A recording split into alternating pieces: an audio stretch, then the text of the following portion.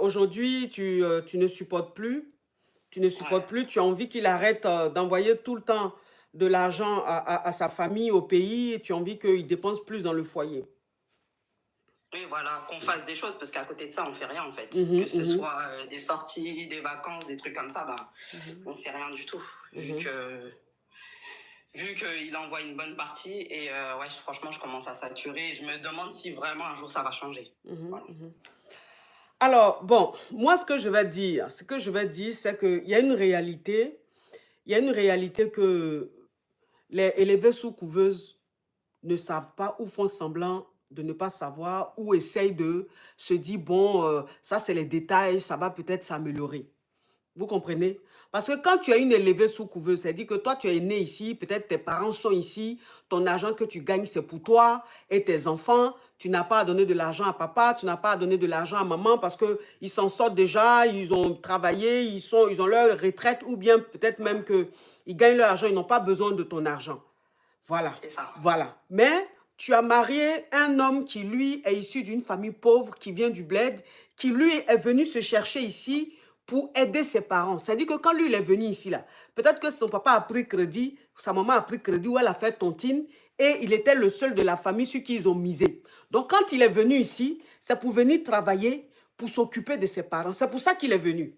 Maintenant, quand il vient ici, c'est vrai qu'il a sa réalité. Sa réalité, c'est sa vie de couple. C'est sa vie sentimentale, c'est sa vie familiale. C'est-à-dire qu'il rencontre une femme, bien évidemment, ils vivent ensemble, ils font des enfants. Donc ça, c'est sa vie d'ici. Mais le but de sa venue ici, c'est de travailler pour s'occuper de ses parents au bled. Donc quand toi maintenant, qui toi n'as pas de charge, c'est-à-dire qu'à part tes enfants, tu n'as pas de charge, tu ne peux pas comprendre ça. Parce que tu trouves injuste tout cet argent qu'il envoie en Afrique. Mais c'est pour ça que ses parents l'ont fait venir ici. Oui, Donc, mais je peux comprendre au oui. début, en fait. Oui, mais Mais le ma fait que... chérie, ils vivent. Est-ce que ses parents sont décédés? Est-ce qu'ils ont déjà? Non. Alors, donc tu dis si ça ne peut pas être pour un moment, puisqu'ils sont encore en vie. Non, mais Donc, parce que c'était au début et qu'il a fait des gros investissements, si tu veux. Au début, il n'y avait pas de souci. C'est moi qui prenais tout en charge, mais là, je vois que, voilà, c'est une situation qui perdure. oui, Je mais, suis très compréhensive, hein. oui, mais ma chérie, maintenant tu dis il fait 60, toi tu fais 40. Donc, je veux simplement te dire, quand tu maries un homme qui vient du bled, franchement, il ne peut pas faire tout son argent, il ne peut pas faire toutes les dépenses ici. Obligé, il envoie de l'argent en Afrique. C'est comme ça qu'ils sont. Donc, c'est à prendre ou à laisser.